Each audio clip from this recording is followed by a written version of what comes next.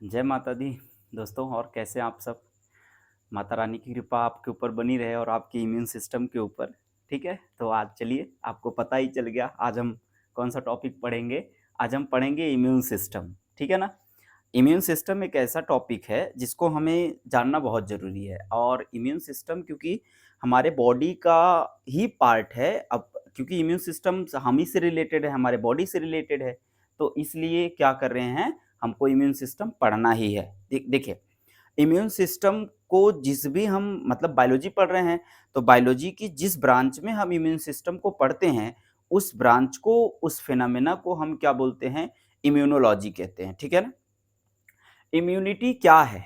देखिए, इम्यूनिटी क्या है? एक ऐसी कंडीशन है या ऐसी एबिलिटी है जो कि हमारे बॉडी को फॉरेन पार्टिकल से, फॉरेन बॉडीज से, जैसे bacteria, virus, fungus and different types के और जो फॉरेन पार्टिकल्स हैं, फॉरेन पार्टिकल्स से हमारे बॉडी को क्या करता है, प्रोटेक्ट करता है।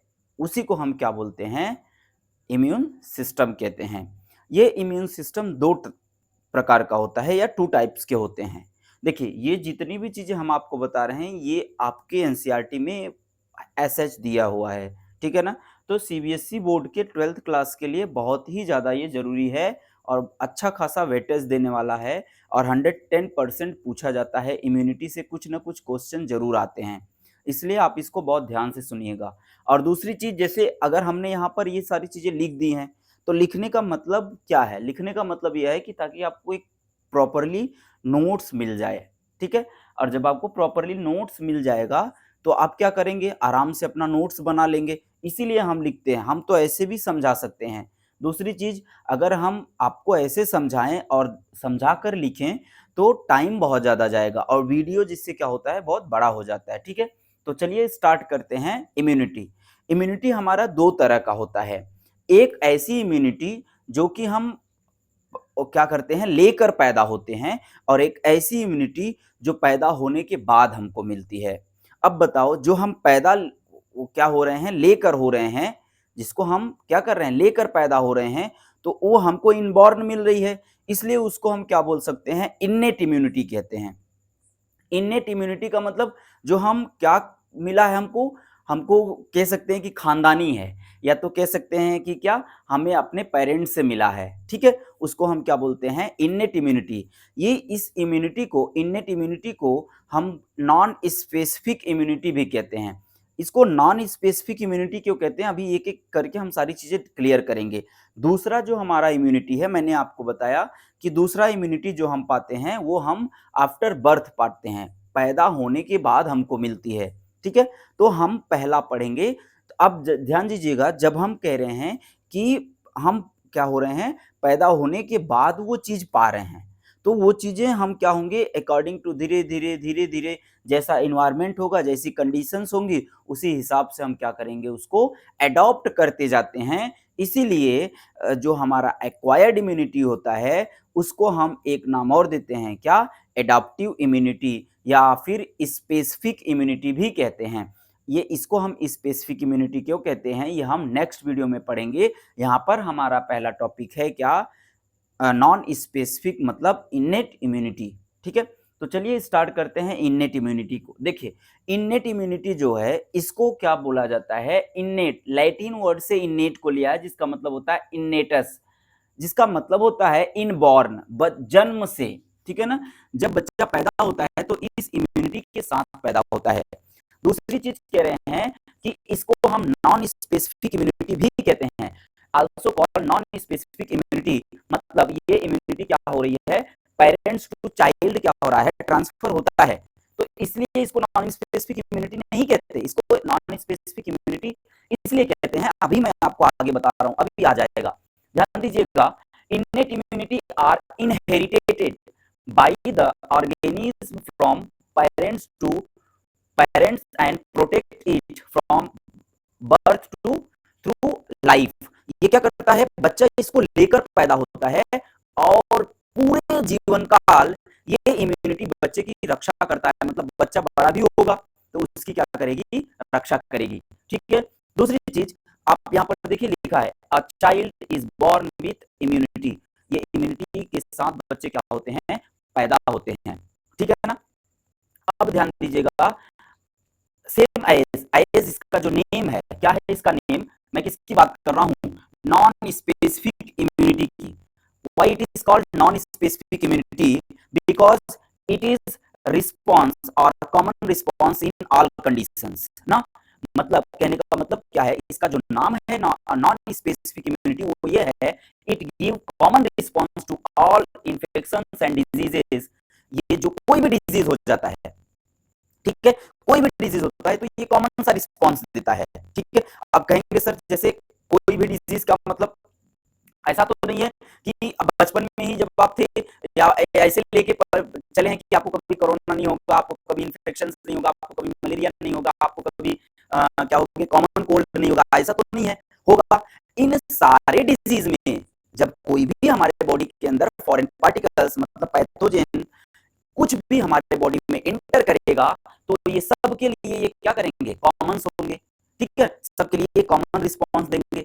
अभी जब हम एक्वायर्ड इम्यूनिटी पढ़ेंगे तो एक्वायर्ड इम्यूनिटी में आप देखेंगे कि हम क्या करते हैं, वैक्सीनेशन लेते हैं, ठीक है, दवाई लेते हैं। अब कोई मलेरिया हो गया तो मलेरिया के लिए दवाई लेंगे।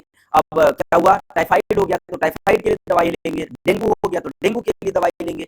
लेकिन इनमें ऐसा नहीं है, डेंगू हो जाए, मलेरिया हो जाए, दुनिया भर का कुछ भी हो जाए, ये कॉमन सा रिस्पॉन्स देंगे। इसलिए इनको हम नॉन स्पेसिफिक कहते हैं, ये स्पेशलाइज्ड नहीं है, ये किसी डिजीज के लिए स्पेशल नहीं है, ये हर डिजीज में क्या होते हैं, कॉमन होते हैं। ओके, डू अंडरस्टैंड, ओके, ठीक है।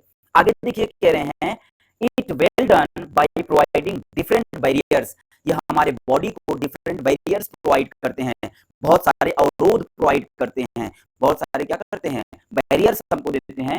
उसमें हमारा जो पहला बैरियर है जिसको हम बोलते हैं फिजिकल बैरियर्स, क्या बोलते हैं जिसको हम फिजिकल बैरियर्स कहते हैं।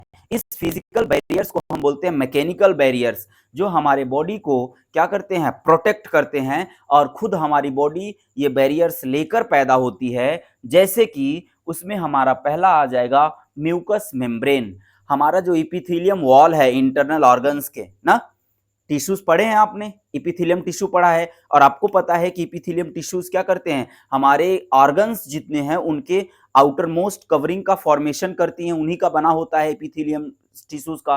तो जो इपिथेलियम टिश्यूज होती हैं उसी इपिथेलियम टिश्यूज का बना होता है म्यूकस मेम्ब्रेन। ये म्यूकस मेम्ब्रेन म्यूकस को सिक्रीट करती हैं, म्यूकस सिक्रीट करती हैं। तो कभी कभी आप जब कहाँ जाते हैं, बहुत ज्यादा धूल कण उड़ रहा है, और जैसे कोई भी जहाँ पर बहुत ज्यादा फाइन पार्टिकल्स हैं, बहुत ज़्यादा डस्ट हो रहा है, वहाँ पे आप जाते हैं तो आपके नाक में देखेंगे सब ब्लैक ब्लैक कलर का क्या होता है, म्यूकस जम जाता है ना। और या तो कभी कभी क्या कफ भी आने लगता है, आप खींच कर निकाल लेते हैं। क्यों निकाल लेते हैं, क्योंकि जब ये क्या होते हैं, म्यूकस मेम्ब्रेन सिक्रीट करता है और फाइन पार्टिकल्स हमारे रेस्पिरेटरी ट्रैक में जाते हैं, तो रेस्पिरेटरी ट्रैक में जो ये म्यूकस मेम्ब्रेन है, ये म्यूकस सिक्रीट करते हैं, और जितने भी फाइन पार्टिकल्स होते हैं उनको सबको ट्रैप कर लेता है। ट्रैप करने पर उसमें क्या होते हैं, सीलिया होता है बहुत माइन्यूट सा, वो सीलिया अपोजिट डायरेक्शन में मूव करता है, मतलब फाइन पार्टिकल्स नीचे की तरफ जा रहा है, सीलिया जो है वो मूवमेंट कर रहा है ऊपर की तरफ। आप सांस ले रहे हैं अंदर की तरफ, सीलिया मूवमेंट कर रहा है ऊपर की तरफ। अब ये जो सीलिया होता है, ये सीलिया म्यूकस मेम्ब्रेन जो होते हैं, जो म्यूकस सिक्रीट कर रहे हैं, म्यूकस के साथ सीलिया इनको बाहर की तरफ ढकेलता है, और वो क्या होता है जिसको आप कहते हैं कफ बोलते हैं, ठीक है ना, खखेट कहते हैं, जो खखार कर क्या करते थूकते हैं, उसी के साथ वो बाहर चला आता है। तो आपको पहला क्लियर हुआ क्या, mucus membrane, mucus secrete by mucus membrane trap microorganism. मैंने आपको बताया डस्ट पार्टिकल वगैरह, बैक्टीरिया वगैरह क्या डस्ट पार्टिकल के ही फॉर्म में है। आपको नेकेड आइज से दिख रहे हैं क्या, नॉर्मल आइज से दिख रहे हैं, नहीं दिख रहे हैं, ठीक है। दूसरा है हमारा स्किन, स्किन को हम बोलते हैं फर्स्ट लाइन ऑफ डिफेंस, क्योंकि यही प्रतिरक्षा की पहली हमारी क्या है, सुरक्षा है, ठीक है ना, फर्स्ट लाइन ऑफ डिफेंस। आप जानते हैं हमारी जो स्किन है वो किसकी बनी है, एपिथेलियम टिश्यूज की बनी है। इस स्किन के ऊपर, ठीक है ना, इस स्किन के ऊपर एक और लेयर पाई जाती है, ये लेयर डेड सेल्स होती हैं और बहुत क्या होती हैं, स्ट्रांग होती हैं, जिनको हम बोलते हैं stratum of corneum. Stratum corneum जो होता है, ये स्ट्रेटम कॉर्नियम एकदम अपर साइड का, एकदम अपर साइड के, जैसे आप कभी कुछ निकाल देते हैं ना, जो स्किन डेड स्किन होता है ऐसे ऐसे निकाल देते हैं, ये क्या है, वही स्ट्रेटम क्या है, कॉर्नियम है, जो कि क्या करता है, हमारे बॉडी को प्रोटेक्ट करते हैं, क्योंकि इसमें क्या होता है, पोर नहीं होता है, जिससे हम बैक्टीरिया क्या होते हैं, अंदर अंदर नहीं जा पाते। इसीलिए जब कहीं पर कट जाता है, जब कहीं पर कटता है तो डॉक्टर, दवाई तो ठीक हो जाएगी दवाई से, ये तो बात पक्की है, लेकिन आपको वहां पर पट्टी क्यों लगाई जाती है? पट्टी इसलिए लगाई जाती है कि घाव वहां पर खुला है और कोई भी पैथोजन, बैक्टीरिया, वायरस, फंगस हमारे बॉडी के अंदर एंटर कर सकते हैं, जिसकी वजह से वो घाव प्रॉपर ठीक नहीं होगा, जल्दी ठीक नहीं होता, जिसकी वजह से क्या होते हैं, डॉक्टर पट्टी भी बांध देते हैं। तो इतनी बातें क्लियर हो गई। हमारा पहला क्लियर हुआ फिजिकल बैरियर। अब हम दूसरा पढ़ेंगे फिजियोलॉजिकल बैरियर। फिजियोलॉजिकल बैरियर में हमारे सेल्स आएंगे, इतना बात क्लियर है, ठीक है ना। सेल्स आएंगे, सेल्स जो डिफरेंट टाइप्स के सिक्रीशन होता है सेल से, वो आएंगे। तो पहले हम पढ़ेंगे क्या, acid of stomach. Stomach, role of stomach in our body, जो रोल होता है स्टमक का, ठीक है ना, उसमें जो एसिड होते हैं उनका हमारे बॉडी में रोल क्या होता है, इट प्रोटेक्ट फ्रॉम बैक्टीरिया। ये जो एसिडिक मीडियम होता है, जिसको हम HCl हाइड्रोक्लोरिक एसिड कहते हैं, ये हाइड्रोक्लोरिक एसिड हमारे स्टमक में, हम भोजन तो कर रहे हैं, खुला हुआ है बक्कल कैविटी, भोजन कर रहे हैं, उसके साथ फाइन डस्ट भी जा रहा है, कहीं मार्केट में कर रहे हैं, कहीं घर पे कर रहे हैं। ऐसा नहीं है कि घर पे डस्ट नहीं है बैक्टीरिया नहीं है। जैसे ही वो भोजन के साथ हमारे क्या होते हैं, हमारे स्टमक में जाएंगे, तो ये स्टमक से निकला हुआ जो पीएच है हाइड्रोक्लोरिक एसिड का, वो इतना नीचे होता है, मतलब बहुत ज्यादा एसिडिक होता है, 1.21 से लेकर के 2 तक होता है, जो कि बहुत ज्यादा एसिडिक होता है। अभी आप क्या होता है, जो कंसंट्रेटेड HCl को ऐसे ही खोल दीजिए, मैंने खोल कर देखा है, ठीक है ना। कॉलेज में जब एक्सपेरिमेंट करवाते हैं बच्चों को, तो चीजें बताई जाती हैं, तो वहां पर मैंने क्या किया था, जब उसको क्या करते हैं, खोलते हैं ना, तो उसमें से जैसे वेपर निकलता है, भाप निकलती है। अब सोच लीजिए, अगर उसको सूंघ लीजिएगा ना, तो पूरा रेस्पिरेटरी ट्रैक को क्या कर देगा, चेक कर देता है, जिससे क्या होगा, सांस लेने में प्रॉब्लम होने लगती है। अब सोचिए, वो HCl हमारे पेट में है, और वो HCl हमारे पेट में क्या करता है, किल मोस्ट इंगेस्टेड माइक्रो ऑर्गेनिज्म। मान लीजिए कभी खाते खाते बहुत सारी बैक्टीरिया चली गई, उन बैक्टीरिया को किल करने का काम करता है। तो role of HCl in our stomach समझ में आया, it protect from microorganism means bacteria, virus and different types of other pathogens. Clear. फिर कह रहे हैं अगला, लाइसोजाइम। आंख भी तो है ना, आंख भी है। अब आंख से भी जा सकते हैं, तो आंख से जाने के लिए क्या करते हैं, कुछ भी आंख में जाए, तुरंत तुरंत कुछ भी आंख में जाता है, तो तुरंत आंख में जाएगा, तो आंख से पानी आने लगता है। वो पानी में जो आंसू होता है, जो टीयर्स होते हैं, उस टीयर्स में लाइसोजाइम होता है।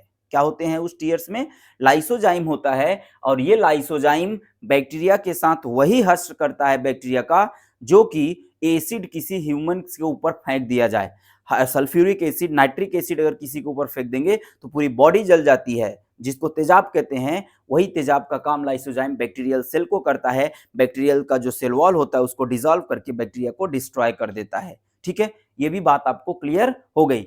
अगला कह रहे हैं, यहां पर देखिए, it is in good quantity in tears and saliva. Buccal cavity है, यह हमारा बक्कल कैविटी है। अब बक्कल कैविटी में क्या हो रहे हैं, माउथ में ले रहे हो, कुछ तो यहाँ किल हो रहा है, कुछ हमारे बक्कल कैविटी में ही बैक्टीरिया को किल कर दिया जाता है। जो बच्चे खुचे रहते हैं उनको हमारे स्टमक में किल कर दिया जाता है। बैक्टीरिया में कैसे, अब हमारे बक्कल कैविटी में कैसे बैक्टीरिया को किल किया जा रहा है, छोटे बच्चे हैं, छोटे बच्चे कोई भी चीज पाते तुरंत उठा के मुंह में डाल लेते हैं। अब वो क्या हुआ है, नीचे गिरा हुआ है, कहाँ पर है, कैसे भी, इसीलिए बच्चों में सलाइवा बहुत ज्यादा सिक्रीट होता है। उनमें ऐसा नहीं है कि जब वो पेट में था, माँ के गर्भ में था, तो माँ को कुछ खाने का मन था, माँ ने नहीं खाया, इसलिए वो इतना सलाइवा दे रहा है, इतना लार गिरा रहा है, ऐसा नहीं है। वो बच्चे क्या करते हैं, बहुत ज्यादा चीजों को उठाकर तुरंत मुंह में डालिए, उनकी आदत है, जिसकी वजह से सलाइवा ज्यादा निकलता है। और वो सलाइवा में क्या होता है, लाइसोजाइम होता है, जो उनको बैक्टीरिया से और डिफरेंट टाइप्स के पैथोजन से उनको प्रोटेक्ट करता है। इतना बात क्लियर हो गई। इसके बाद भी अभी बहुत सारी चीजें हैं। अभी सेलुलर के पहले हमारा जो सीबेसियस ग्लैंड है, हमारा जो क्या है, ईयर है, ईयर में जो वैक्स होता है, वैक्सी जो क्या होते हैं, वो ग्लैंड होते हैं, वो वैक्स का सिक्रीशन करते हैं, आप खोद कर उसको निकाल देते हैं। सीबम का जो सिक्रीशन होता है हमारे फेस पर, एक्चुअली पूरे बॉडी में से हमारा जो स्किन होता है, सब जगह से ऑयली होता है ना, ज़्यादा फेज ज़्यादा होता है, तो वो क्या करते हैं, वो भी प्रोटेक्ट करते हैं बैक्टीरिया से हमको। हमारे कान में जिसको आप खूंट कह रहे हैं, जो क्या हो रहा है, बन रहा है वैक्स, जो मोम बन रहा है, वो भी क्या करते हैं, वो भी एक बैरियर का काम करते हैं, ठीक है ना। और वो कैसे बैरियर हैं, वो फिजियोलॉजिकल्स बैरियर है, ठीक है। इतनी बातें क्लियर हो गई। अब हम अगला पढ़ेंगे, तीसरा है हमारा क्या, सेलुलर बैरियर्स।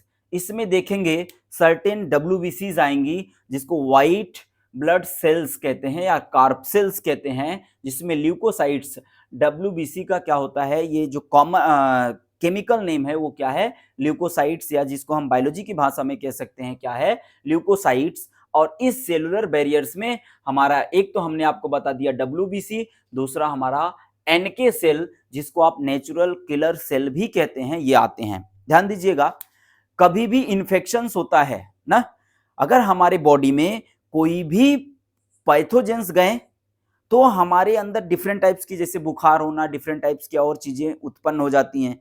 हमारी बॉडी एबनॉर्मल कंडीशन में हमको क्या करती है, इंडिकेट करने लगती है ना कि कुछ चीजें ऐसी हो रही हैं।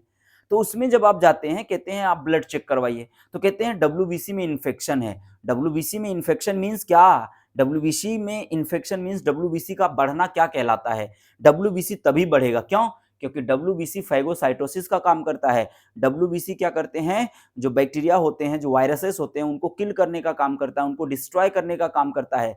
अब जब कोई बैक्टीरिया और वायरस हमारे बॉडी के अंदर जाएंगे तो डब्ल्यूबीसी की मात्रा बढ़नी चाहिए। क्यों बढ़नी चाहिए, जब तक ये बढ़ेंगे नहीं तब तक डब्ल्यूबीसी क्या करेगा, जब तक नहीं बढ़ेगा तब तक बैक्टीरिया वायरस को किल नहीं करेंगे। और जैसे ही डब्ल्यूबीसी बढ़ा, तो डब्ल्यूबीसी बढ़ने पर वो इंडिकेट करता है, हमारी बॉडी में कुछ ऐसी नॉर्मल एबनॉर्मल एक्टिविटीज होती हैं जिससे हम जान जाते हैं कि हमारी डब्ल्यूबीसी बढ़ी है। और जैसे ही आप डॉक्टर के पास जाते हैं, डब्ल्यूबीसी बढ़ी है, तो एंटीबायोटिक दवाइयाँ चलाएंगे, और डब्ल्यूबीसी नॉर्मल आने का मतलब जब तक इन्फेक्शन कम नहीं होगा, जब तक फॉरेन पार्टिकल्स अंदर गए हैं वो खत्म नहीं होंगे, तब तक डब्ल्यूबीसी कम नहीं होगा। डब्ल्यूबीसी का काम है बढ़ना, और जब वो तभी बढ़ेगा जब क्या होंगे कि बैक्टीरिया वायरस क्या होंगे, हमारे बॉडी के अंदर एंटर करेंगे। इसके बाद कह रहे हैं, इसमें जो हमारा पहला है, मतलब जो हमारा क्या है, एनके सेल, मतलब सर्टेन जो डब्ल्यूबीसीज हैं, उसमें पहला है पॉलीमार्फोन्यूक्लियर ल्यूकोसाइट्स। क्या है, पॉलीमार्फोन्यूक्लियर ल्यूकोसाइट्स, जिसको हम PMNL कह रहे हैं, न्यूट्रोफिल्स, ठीक है ना। ये न्यूट्रोफिल्स क्या है, टाइप्स ऑफ डब्ल्यूबीसीज, ठीक है। अब ये क्या करते हैं, these are the neutrophils, short lived and highly motile. ये क्या होते हैं, बहुत ज्यादा मोटाइल होते हैं, और ये क्या करते हैं, इमोबाइल कर देते हैं, किसको, माइक्रो ऑर्गेनिज्म को। माइक्रो ऑर्गेनिज्म को इमोबाइल का मतलब क्या होता है, स्थिर कर देते हैं, उसको डेड कर देते हैं, जिससे वो क्या होते हैं, आगे अपने आप को इन्फेक्ट, आगे अपनी संख्याओं को मल्टीप्लाई नहीं कर पाते हैं। अगला है हमारा monocytes. You know very well about this, आपको अच्छे से पता है मोनोसाइट्स क्या है। मोनोसाइट्स एक लार्जेस्ट ल्यूकोसाइट्स है। क्या है, मोनोसाइट्स एक लार्जेस्ट ल्यूकोसाइट्स है। ल्यूकोसाइट्स का मतलब डब्ल्यूबीसी। अभी जब हम आगे पढ़ेंगे, पूरा का पूरा क्या जो हमारा एडॉप्टिव क्या है, इम्यूनिटी है, तो उस एडॉप्टिव इम्यूनिटी में ये सब काम कैसे करते हैं, ये सारी चीजें हम जानेंगे। इनकी उत्पत्ति कैसे होती है, ये भी हम जानेंगे, ठीक है ना।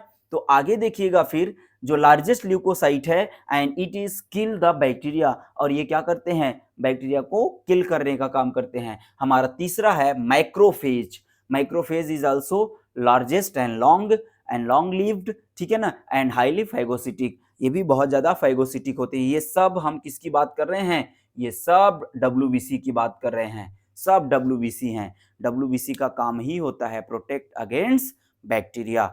और डब्ल्यूबीसी हमारे इम्यून सिस्टम को बनाने का, हमारी जो इम्यूनिटी है उसमें सबसे बड़ा रोल प्ले करते हैं कौन, डब्ल्यूबीसी। हमेशा याद रखिएगा। अगर कोई पूछे which type of blood cells are participate in immunology, तो कहेंगे क्या, डब्ल्यूबीसी। डब्ल्यूबीसी ही एक ऐसा क्या है, ब्लड सेल्स है, जो सबसे ज्यादा हमारी इम्यूनिटी के फॉर्मेशन में रिस्पॉन्स करता है, पार्टिसिपेट करता है। आगे फिर कह रहे हैं macrophage. Macrophage long lived and highly phagocytic, जो कि बैक्टीरिया को किल करने का प्रॉपर काम करता है। इसके बाद है, अभी मैंने आपको बताया यहाँ पर कि क्या, नेचुरल किलर सेल।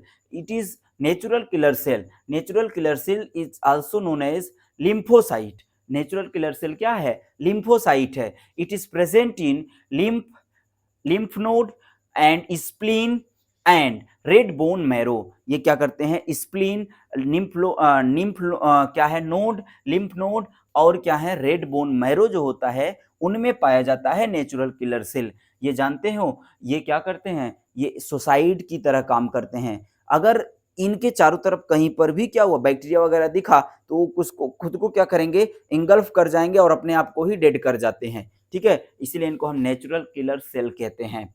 ये जो नेचुरल किलर सेल होते हैं, ये क्या करते हैं? यहाँ पर देखिए, natural killer cells are destroy target cell by cytolysis. ये साइटोलिसिस के थ्रू अपने आप को ही क्या करते हैं? साइटोलिसिस का मतलब ब्रेकडाउन ऑफ सेल्स। साइटोलिसिस करके खुद को क्या करते हैं? बैक्टीरिया के साथ खत्म कर देते हैं। लेकिन ये बनते भी प्रॉपरली हैं हमारे बॉडी के अंदर, ठीक है ना। इसके बाद चौथा और इंपॉर्टेंट है हमारा क्या? Cytokine barriers. साइटोकाइन बैरियर्स बहुत ही महत्वपूर्ण बैरियर्स है, जो कि हमारे बॉडी को क्या करता है?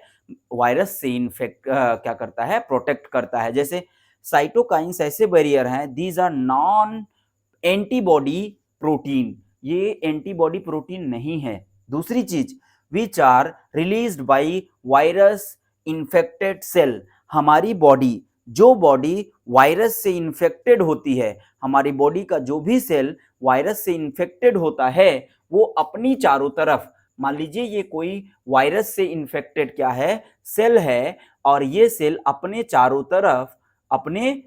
तरफ क्या करती हैं? एक प्रोटीन की कवरिंग बना लेती हैं। ये प्रोटीन की कवरिंग क्या करता है? जो वायरस इसके अंदर है, इस वायरस को और बगल वाले सेल्स को ताकि ना इन्फेक्ट कर दें, तो उसको क्या करता है? ये प्रोटेक्ट कर लेता है। तो ये प्रोटीन क्या करती हैं?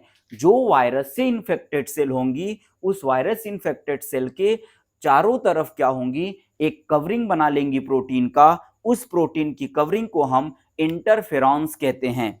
ठीक है, एक बार फिर से सुनिएगा। देखिए, ये क्या है? जो साइटोकाइन बैरियर्स हैं, cytokine barriers, these are non antibody protein. ये एक एंटीबॉडी प्रोटीन है, नॉन एंटीबॉडी प्रोटीन है। प्रोटीन तो है, लेकिन ये एंटीबॉडी नहीं है, इस बात को याद रखिएगा। ये क्या है? ये एक ऐसे प्रोटीन्स हैं जो कि किससे रिलीज होते हैं?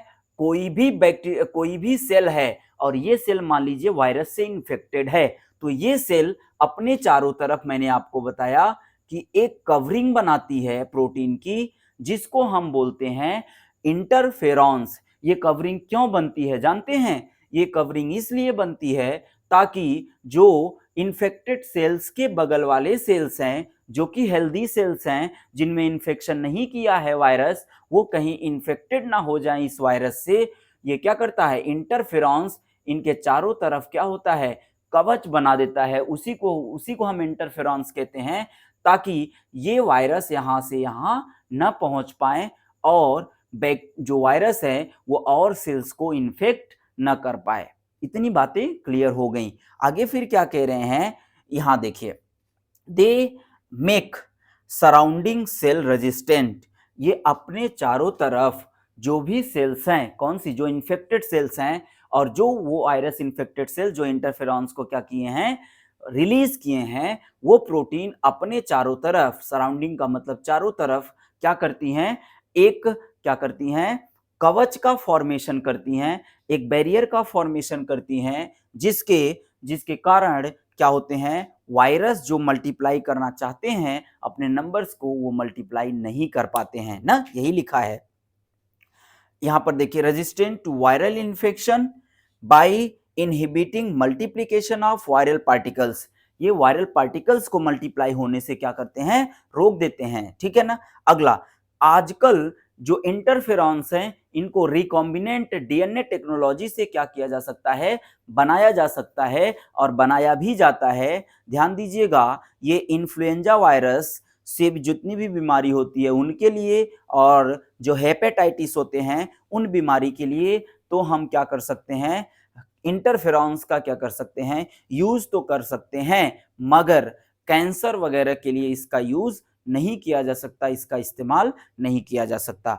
तो दोस्तों ये पूरा था हमारा क्या, इम्यूनोलॉजी का पहला जो हमारा पार्ट है इंग्लिश मीडियम सीबीएसई बोर्ड का, जिसमें हमने आपको बताया इन्नेट इम्यूनिटी मतलब जो नेचुरल इम्यूनिटी होती है उसके बारे में। अब क्योंकि ये क्या था, थोड़ा सा छोटा था, अब सारी की सारी कहानी हमारा चलेगा किसमें, एडॉप्टिव इम्यूनिटी में, उसमें इम्यूनोलॉजी वगैरह भी हम पढ़ेंगे आगे, ठीक है ना। तो चलिए आप वीडियो को देखते रहिए और थोड़ा सा पेशेंस से देखेंगे ना तो समझ में आएगा 100%। अब आप भगा भगा के वीडियो को स्किप करके देखेंगे तो समझ में नहीं आएगा। जहां आपको नहीं समझ में आया आप पॉज करिए, ठीक है ना, उसको समझिए, फिर से रिवर्स करिए वीडियो को और देखिए 100% आपको समझ में आएगा। चलिए इसी के साथ फिर मिलेंगे आपसे हम नेक्स्ट वीडियो में। जय माता दी।